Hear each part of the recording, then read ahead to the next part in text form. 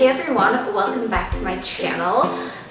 I'm back home. Oh my gosh, you guys, did you think this day would come? Because I kind of was unsure if it would. So still thinking I might enjoy filming in my living room. So you might see Tedford pop up in the background, wandering around.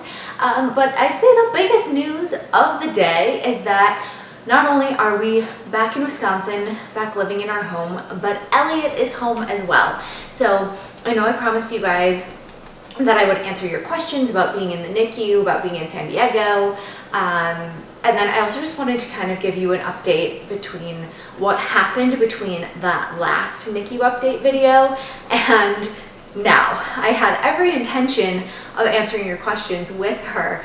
And then I swear every single time that we got used to something there and we were like settled into our routine, it all changes because things got pretty cray. So if you don't remember, Elliot was born at 28 weeks and 5 days and we were discharged at 35 weeks and 5 days.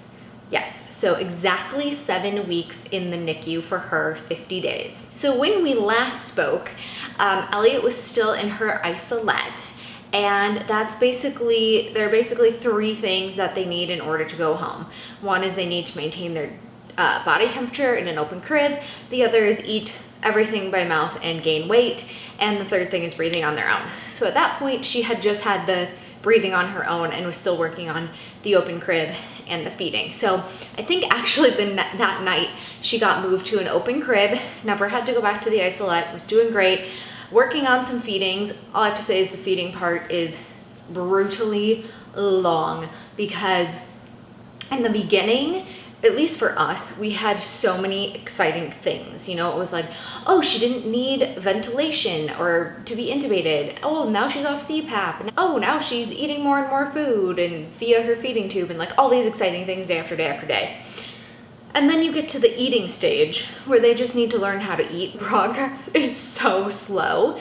It's kind of like 34 weeks when they like maybe really start to figure it out. And then at 36, it like takes off. So anyways, the chaos that erupted after our last video is that I got to the NICU and one of our nurses said, hey, I see this note in your chart. Just want to give you a heads up that this is happening. And it said like our insurance had been asking about getting her back to Wisconsin. And that's all the information that we had. And it was handled extremely poorly. I'm not gonna get into the details right now because I don't think you need them and it's like, it would take a really long time. Basically, our insurance company was calculating if it was cheaper for Elliot to stay in San Diego or if it was cheaper to charter a private medical jet to get her back home without our knowledge and like kind of behind our backs.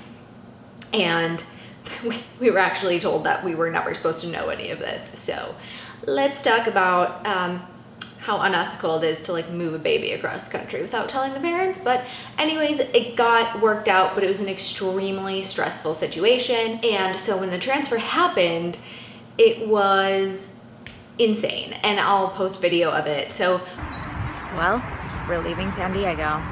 We think.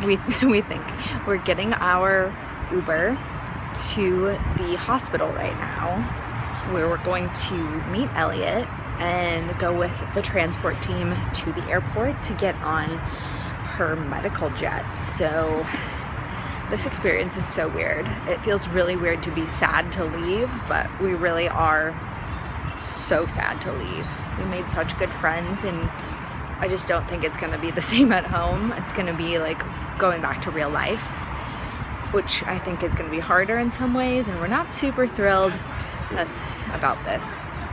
We were told that we were having a doctor, an RT, and a nurse on board, and the transfer team came while I was in the pumping room, and I don't think they like introduced themselves. They just like put her on a gurney and started loading her up. But 45 minutes early, so nobody was ready for them to be there yet, and there were 5 people there, so I assumed, oh, we're good to go, like they're all here.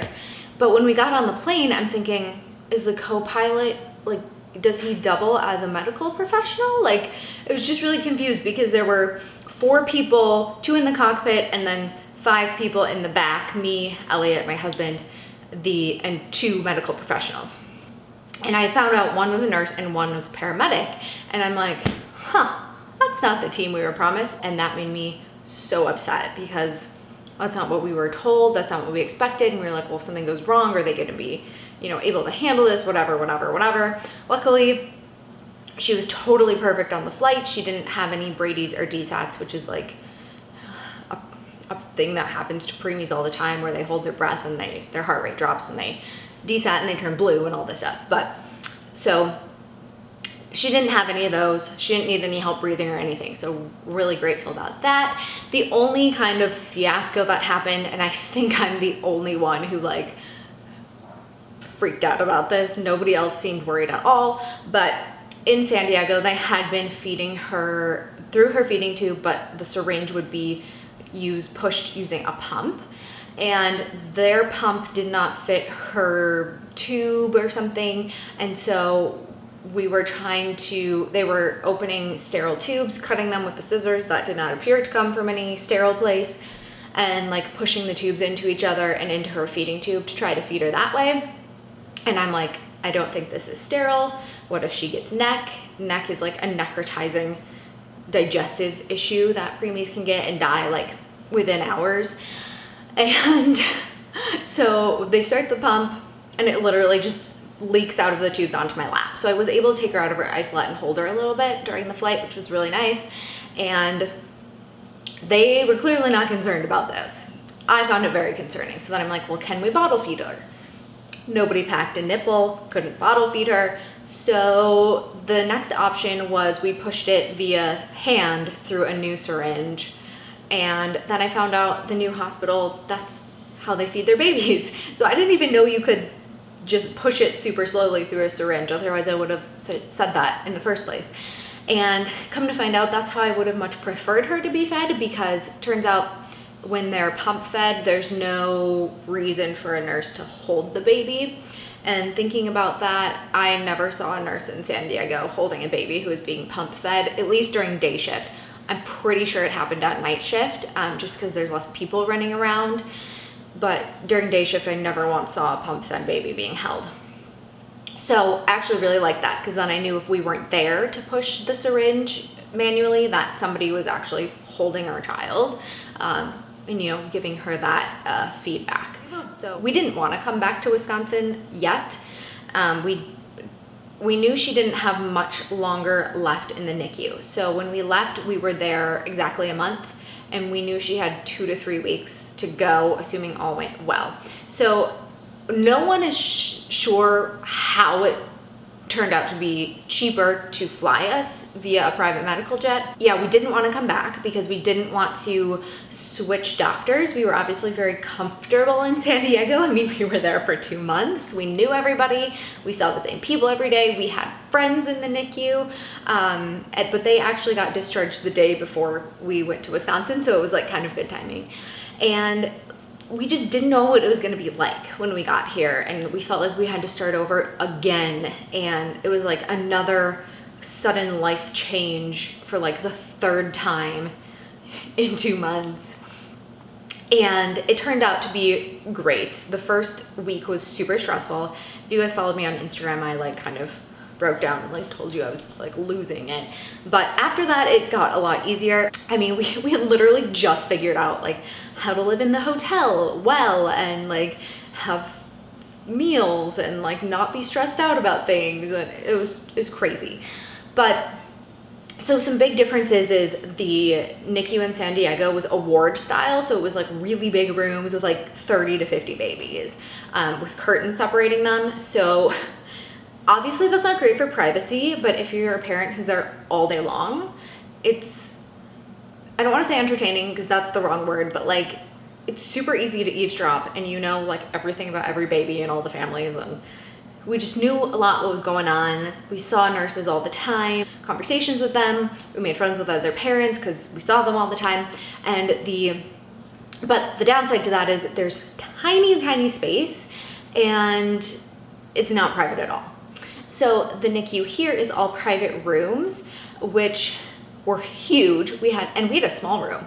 So tons of space, tons of privacy. You really only see your nurse and like the check-in person when you come in for the day. You can pump in your own room, which is great. You have your own pump. But the downside is you don't really see any other parents unless you go to the weekly group.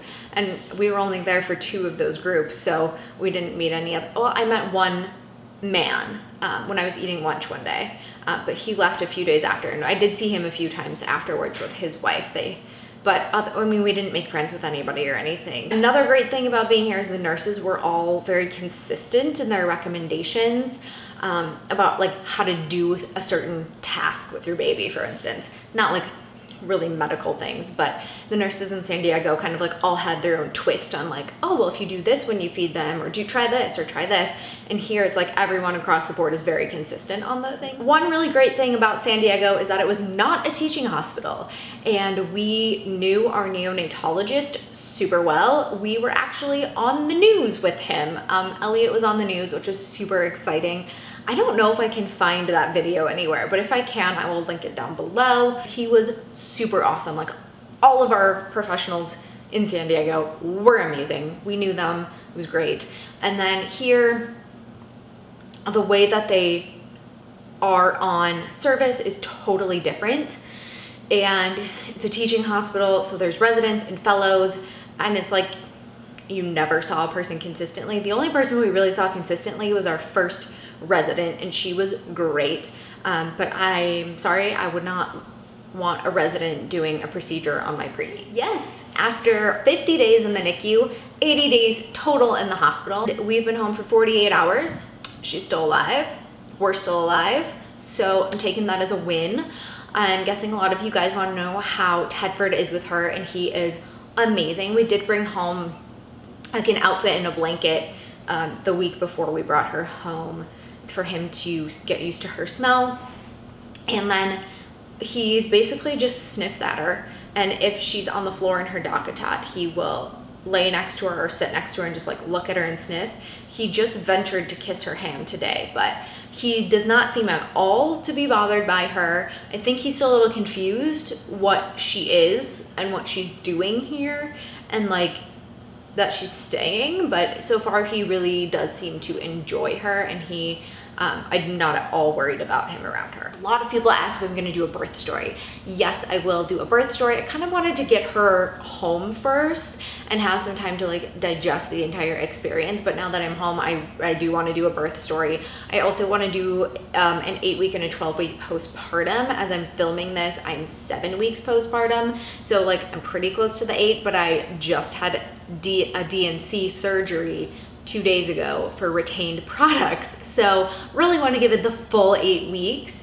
And then if you guys want to know about like, I don't know, like monthly baby videos or something, let me know. Age is like a different thing when you have a preemie. Like, so she's not 7 weeks old. She is, but that's not what they call her. So I'll probably just do it based on her age from when she should have been born, I think, because she's 36 weeks today, so she's still a month early. She's 7 weeks old, month early. A lot of people asked if we ever ended up finding a place to live, and we did not. We kept looking until a few days before we found out we were coming back to Wisconsin, and then we were like, you know what, we're gonna stop looking because nothing is as good as the hotel, or if it's nice, it doesn't have any extra amenity, or it's too far away. And we were just like, you know what, we're settled here, we're just gonna ride it out. It's already been a month, we can make it another couple of weeks. Anyways, I am so grateful that we made it through the NICU without any big hiccups. She like sailed through with flying colors. Being in there 7 weeks, born at 28 weeks is pretty phenomenal. We couldn't have done it without the amazing support that we got from you guys and the people that we became friends with in San Diego. Shannon and Colin and Stephanie and Javier and Allie, my amazing doula. I am really hoping to maybe have her on the podcast. I swear the podcast is still happening someday. I have 2 episodes recorded, but I definitely have a lot of opinions on birth and labor and pregnancy that I didn't have 6 months ago. And I'm not sure if I want to share them or not. We'll see. But I have a lot to say, and I've had a lot of time to digest what happened to me. But all I'm gonna say for now is that, maybe I won't even say this. I'll wait till my postpartum video. How's that? I'll save that for that, because this is super long.